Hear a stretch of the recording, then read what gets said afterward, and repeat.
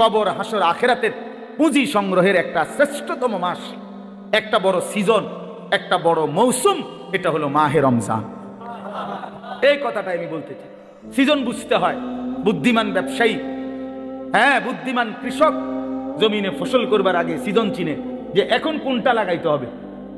কথা বুঝছেন নি? সিজন হইলো আলুর, আপনি লাগাইছেন টমেটো, তাহলে হইতো না। সিজন চিনতে হবে কোন সময় কোন তরকারির মৌসুম, কোন সময় কোন ফসলের মৌসুম। ব্যবসায়ীও সিজন বুঝে। হ্যাঁ এখন রোজা, আপনি উঠাইছেন গরু ছাগল, না আমি ওর কাপড়ে না উঠেছেন। কথার কথা, একটা সিজন। মানুষ কি ধরে? সিজন ধরে যে ভাই এখন আমাকে ব্যবসার সিজন, এই এক মাস সিজন। তাহলে মৌসুম চিনে। আমরা ওয়াইজরা বলি যে শীতকাল আমগো ওয়াজের মৌসুম, ওয়াজের সিজন আমগো, মানে এই সময় ওয়াজ বেশি। ঠিক না কথা? প্রত্যেকেই মৌসুম চিনে, সিজন চিনে। তো আল্লাহ তাআলা বলছে, বান্দা আখিরাত কামাই করার, জান্নাত কামাই করার সবচেয়ে বড় সিজন, মৌসুম মাহে রমজান। আর সেটা আর মাত্র 30 দিনও বাকি নাই। এই আমাদের সামনে একদম অল্প কয়দিন, আর মাত্র একটা মাস। এই এক মাসের ব্যবধানেই আমাদের সামনে আসতেছে মাহে রমজান। আল্লাহ তাআলা বলছেন, ইয়া আইয়ুহাল্লাযীনা আমানু কুতিবা আলাইকুমুস সিয়ামু কামা কুতিবা আলাল্লাযীনা মিন ক্বাবলিকুম লাআল্লাকুম তাত্তাকুন। রোজার বিস্তারিত আলোচনা হুজুররা করবে, আমি এই জন্য আপনাকে ইমাম সাহেবরাই বলবে ইনশাআল্লাহ। কিন্তু আমার বলার উদ্দেশ্য শুধু এই কথা বলা যে আল্লাহ বলছে, বান্দা তোমাদের উপরে রোজা ফরজ করলাম, পূর্ববর্তী ইমানদারদের উপরেও আমি ফরজ করেছি। উদ্দেশ্য কি? উদ্দেশ্য হলো আল্লাহ বলেন লাআল্লাকুম তাত্তাকুন, ইমানদার একটা মাস তুমি আমার হুকুম পালন করবা, গুনাহ বর্জন করবা, আমার আদেশ পালন করবা।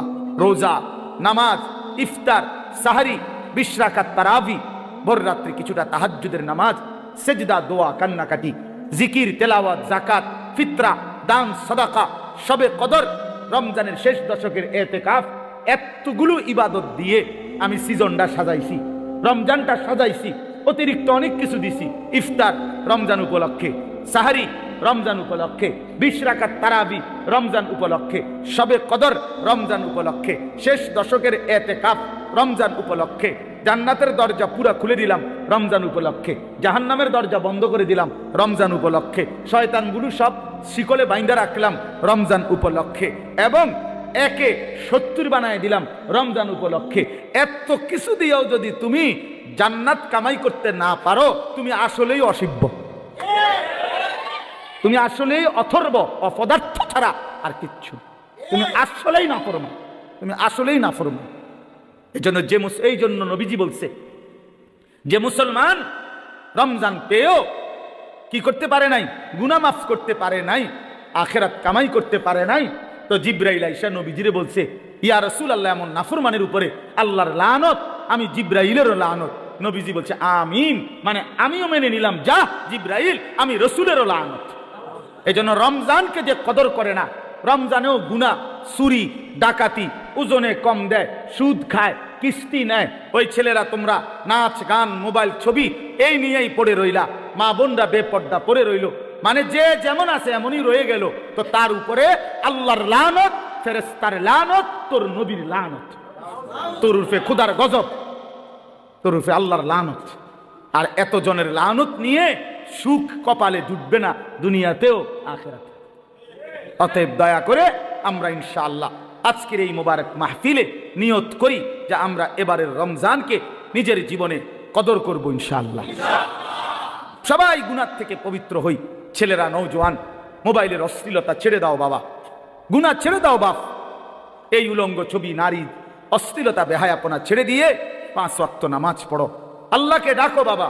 আগামীর পৃথিবীতে ইনশাআল্লাহ তোমরা দেখো, সারা পৃথিবীর হিসাব, সারা পৃথিবীর জরিপ এখন প্রত্যেক, যে আমার আগে বক্তব্য দিলেন আপনি, হ্যাঁ না না চাচা বক্তব্য দিচ্ছেন না, চাচা কি বললেন কোন একটা কথা, আমি তো এনওজি করতে করতে শুনছি যে এই 70-72 বছর বয়সে এই গ্রামে ছেলেরা যে এরকম একটা ফাউন্ডেশন করে উদ্যোগ নিছে, এটা প্রথম। আপনি বললেন না একটু আগে? আচ্ছা বলেন তাইলে এটার অর্থ কি? অর্থ হলে আমি ব্যক্তিগতভাবে এখন প্রতিদিন গড়ে 3টা-4টা বয়ানে যাই, এরপরও কুলাইতে পারি না। তো আমার বলার উদ্দেশ্য হলো, আমি যদি 100টা বয়ান করে থাকি মনে করেন মাহফিল, এর মধ্যে 98টা হবে যুব সমাজের আয়োজন। সারা বাংলাদেশ। গতকালে আমি মহেশখালী ছিলাম, এই যেখানে কক্সবাজার মহেশখালী নাম শুনছেন না? এনে বাংলাদেশের বড় একটা তাপ বিদ্যুৎ কেন্দ্র হইতেছে ওইখানে, ওইখানে মাতার বাড়ি, তো ওইখানে ছিল। তো হাজার হাজার যুবক, হাজার হাজার, তার মানে সারা বাংলাদেশে এরকম নওজোয়ানরা আগাইতেছে আল্লাহর দিকে, কোরআনের দিকে, ইসলামের দিকে। সারা বাংলাদেশে আপনারা এখন চাচারা বলেন, আগে 20 বছর আগে যতগুলো মাদ্রাসা দেখছেন চারিদিকে, এখন গলিতে গলিতে হাঁটলে হাঁটলে চারিদিকে ডানে বামে মাদ্রাসা দেখা যায় না? তো বাড়ছে কিনা? অনেক বাড়ছে, 10 গুণ বাড়ছে, 50 গুণ বাড়ছে। সারা বাংলাদেশে প্রত্যেক বছর, এখন বছরে বারবার বাংলাদেশের ছেলেরা কোরআনের হাফেজ হিসাবে সারা বিশ্বের আন্তর্জাতিক প্রতিযোগিতায় 70 দেশ 100 দেশের সাথে 1 নম্বর 2 নম্বর হয়ে থাকে বাংলাদেশের ছেলেরা। তার মানে বোঝা গেল যে আলহামদুলিল্লাহ যুব সমাজ, নওজোয়ানরা যেভাবে ইসলামের দিকে আগাইতেছে, আগামীর পৃথিবীতে এই নওজোয়ানরাই কালেমার পতাকা উড়াবে ইনশাআল্লাহ। হ্যাঁ হ্যাঁ, ইসলামের পতাকা উড়বে, বিজয়ের পতাকা উড়বে ইনশাআল্লাহ। তখন তোমরা যেই ছেলেরা নামাজি হবা, চরিত্রবান হবা, ইনশাআল্লাহ মনে রাখো তোমাদের হাতেই ইমানের পতাকা উড়বে। অথচ কোরআনুল কারীমের মধ্যে মানবতার সংশোধনের ক্ষেত্রে প্রথম নির্দেশ নিজের সংশোধন। কোরআনুল কারীমের মধ্যে আল্লাহ তাআলা বলছেন সর্বপ্রথম নিজের সংশোধনের দিকে শতভাগ নজর দিতে। ইয়া আইয়ুহাল্লাযীনা আমানু কু আনফুসাকুম ওয়া আহলিকুম নার। আল্লাহ তাআলা বলেন, হে ঈমানদারগণ, তোমরা প্রত্যেকেই নিজেকে বাঁচাও এবং তোমাদের পরিবারের সদস্যদেরকে বাঁচাও নারান, জাহান্নামের আগুন থেকে। তাইলে আলাদাভাবে বলছে যে নিজেকে বাঁচাও, এরপরে বলছে স্ত্রী সন্তান পরিবার পরিজনকে বাঁচাও। তাহলে নিজেকে বাঁচাও, এটা আলাদা হুকুম, আলাদা হুকুম। এজন্য নিজের ফিকির করা, নিজের সংশোধন, আমার ঈমান, আমার নামাজ, আমার চরিত্র, আমার আখলাক, আমার চলাফেরা, আমার কথাবার্তা, আমার আচরণ, লেনদেন, এটা ঠিক করা। আমার কবর, আমার আখেরাত, আমার হাসর, আমার মিজান, আমার ফুলসিরাত, এই নিজের ফিকির করা। আমি মরলে আমাকে, আমার জিন্দিগি নিয়ে আমি চলে গেলাম, এরপরে পৃথিবীতে অনেক কিছু হইতে পারে, কিন্তু আমি তো নাই। আমার মৃত্যুর পরে পৃথিবীর সব মানুষ যদি চাঁদের দেশেও জায়গা, আমার লাভ কি? আমি তো নাই, আমি তো কবর। এই জন্য নিজের ফিকির করা, ইমানের ফিকির, আমলের ফিকির, এটা খুব জরুরি। কোরআনুল কারীমের মধ্যে আল্লাহ তাআলা বলেন, ইয়া আইয়ুহাল্লাযীনা আমানু আলাইকুম আনফুসাকুম, হে ঈমানদারগণ, নিজেকে মজবুতভাবে আঁকড়িয়ে ধরো। আলাইকুম আনফুসাকুম অর্থ হলো নিজেকে সাজিয়ে তোলো, নিজেকে গড়ে তোলো আখিরাতের আলোকে, ঈমান ইসলামের আলোকে। এটা আল্লাহ তাআলার আদেশ।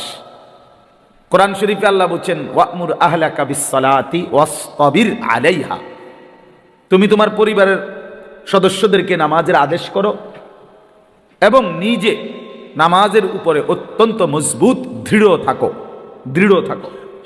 অর্থাৎ কোনো অবস্থাতে নিজের এক ওয়াক্ত নামাজও ছেড়ো না।